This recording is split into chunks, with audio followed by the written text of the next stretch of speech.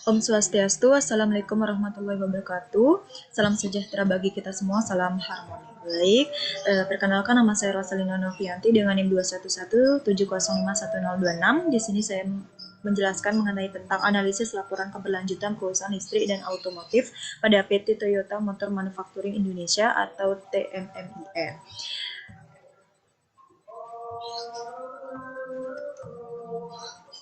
Baik, di sini ada profil dari PT Toyota Motor Manufacturing Indonesia atau TMMIN. PT Toyota Motor Manufacturing Indonesia ini merupakan perusahaan manufaktur otomotif yang menerapkan teknologi tinggi berlandaskan built-in quality dan just-in-time sebagai anak perusahaan di Toyota Motor Corporation yang berpusat di Jepang. TMMIN berperan sebagai produsen dan pengekspor produk otomotif baik kendaraan, mesin, komponen kendaraan, serta terus menjaga kepuasan konsumen dengan tetap mengedepankan kualitas. Nah, selama 5 dekade, TMMIN memiliki peranan yang penting dalam perkembangan industri otomotif di Indonesia, serta membuka peluang kerja bagi industri pendukungnya.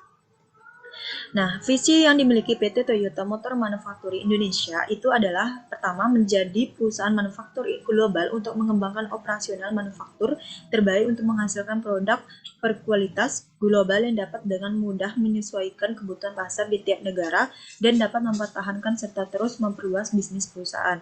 Yang kedua, menjadi perusahaan terdepan dalam pengembangan teknologi mobil ramah lingkungan di Indonesia.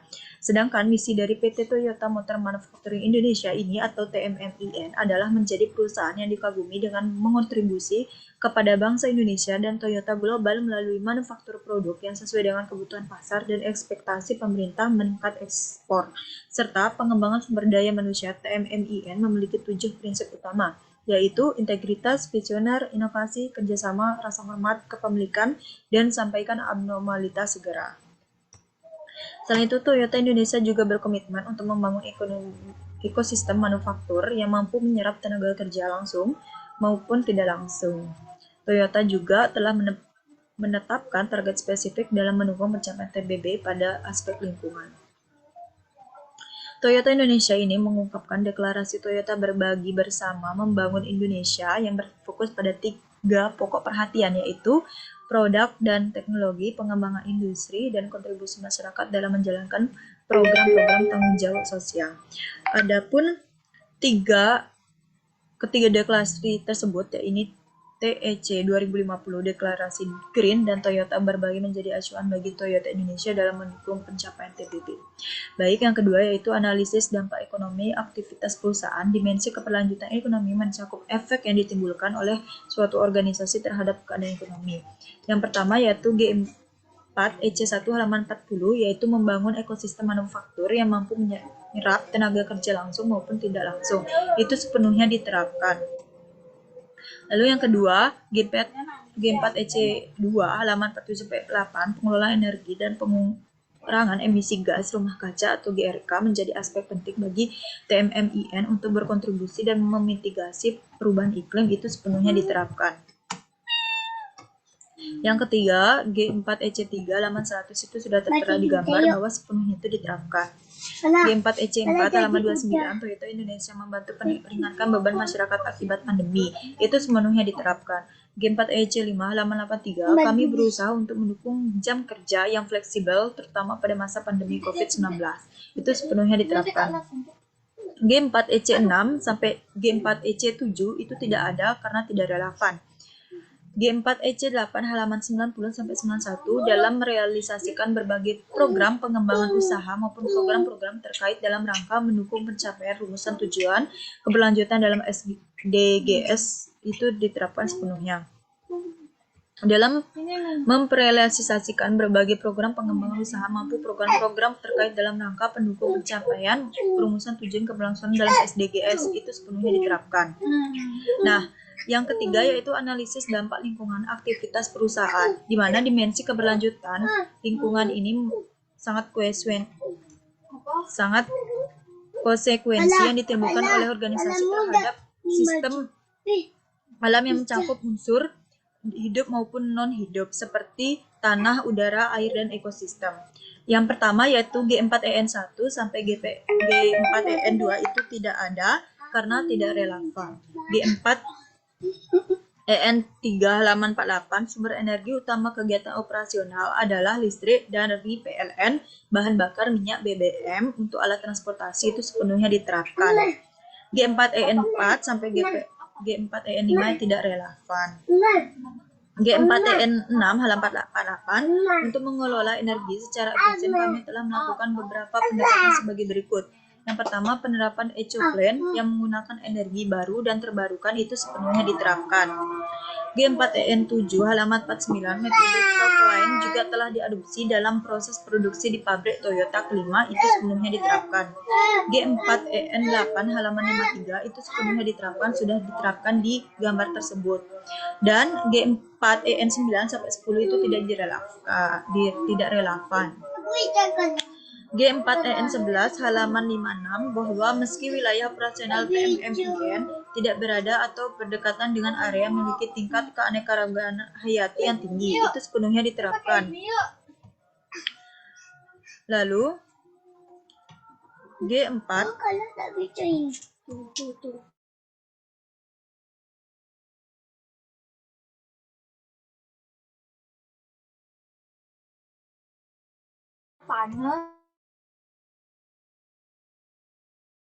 G4EN11 halaman 56, meski wilayah operasi itu sepenuhnya diterapkan.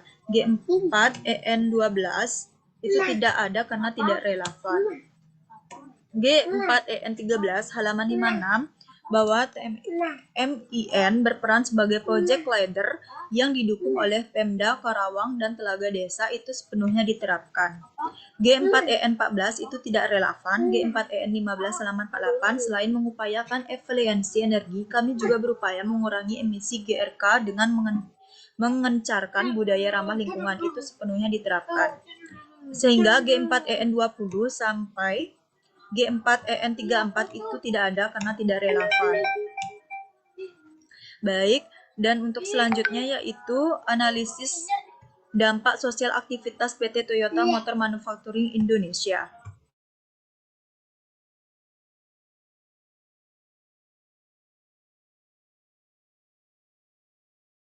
Baik, di GP4LA1 itu tidak ada karena tidak diterapkan karena perusahaan itu tidak melaporkan jumlah total atau tidak relevan gitu ya. Sampai G4LA4. Lalu G4LA5 halaman 80, bahwa kesejahteraan dan kenyamanan karyawan itu diterapkan penuh. G4LA7 juga tidak relevan. Dan untuk G4LA10 itu peningkatan kualitas SDM Indonesia-nya itu diterapkan penuh. Dan untuk G4LA11 itu halaman 78, kemajuan teknologi industri otomotif itu masyarakat lulusan yang link and match agar langsung terserap dan mudah beradaptasi itu diterapkan penuh. Lalu di sini ada G4HR1 halaman 80, Serikat Pekerja, bahwa kebebasan berserikat merupakan hak asasi manusia, itu diterapkan penuh. G4HR3 itu tidak diterapkan.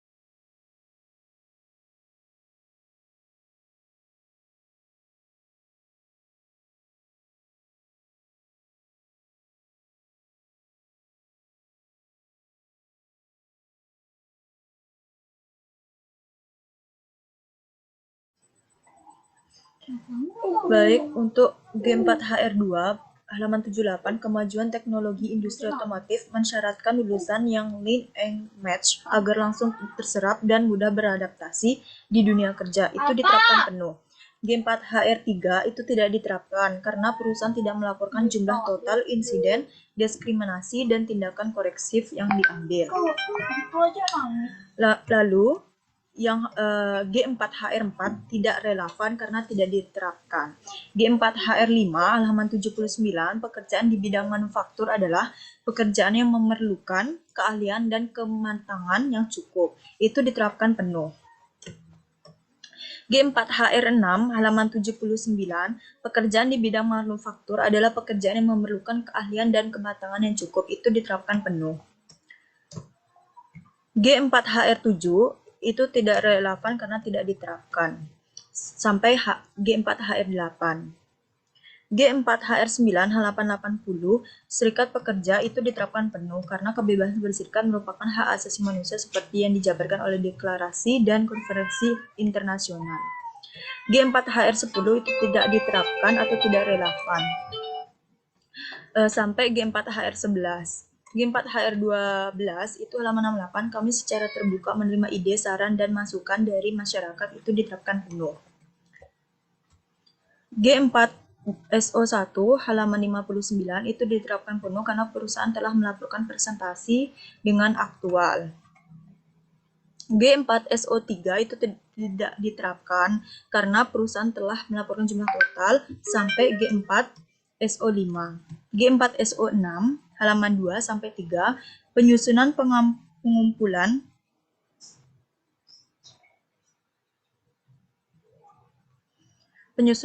data dan penyajian laporan ini mengacu pada panduan standar global atau diterapkan penuh. G4SO7 halaman 59, TMMIN secara berkelanjutan berupaya untuk memberikan kontribusi kepada Indonesia dalam perkembangan industri otomotif. Itu diterapkan penuh. G4SO8 halaman 54, kebutuhan terhadap peraturan dan perundang-undangan yang berlaku di bidang lingkungan hidup menjadi komitmen utama bagi Toyota Indonesia. Itu diterapkan penuh. G4SO9 halaman 40, kandungan lokal dalam produk yang kami hasilkan merupakan aspek penting untuk berkontribusi dan memberikan nilai tambah bagi industri dalam negeri. Itu diterapkan penuh. G4SO10 halaman 40 sudah dicantumkan di gambar bahwa itu diterapkan penuh. G4SO11 halaman 68, kami secara terbuka menemu ide, saran, dan masukan dari masyarakat terkait kegiatan operasional perusahaan. Itu diterapkan penuh. G4PR1 halaman 59 sudah dicantumkan di gambar bahwa diterapkan penuh. Dan G4PR2 sampai G4PR8 itu tidak terapkan. Karena perusahaan tidak melaporkan jumlah total keluhan yang terbukti. Lalu G4PR9 halaman 54, kepatuhan terhadap peraturan dan perundang-undangan yang berlaku di bidang lingkungan hidup menjadi komitmen utama bagi Toyota Indonesia. Itu diterapkan penuh. Baik, sekian presentasi yang saya telah paparkan mengenai tentang analisis laporan keberlanjutan perusahaan listrik dan otomotif pada PT Toyota Motor Manufacturing Indonesia TMMIN. Baik, sekian dari saya. Apabila ada salah kata, saya mohon maaf. Sekian dari saya. Wassalamualaikum warahmatullahi wabarakatuh. Om Santi Santi Om. Salam sejahtera bagi kita semua. Salam harmoni.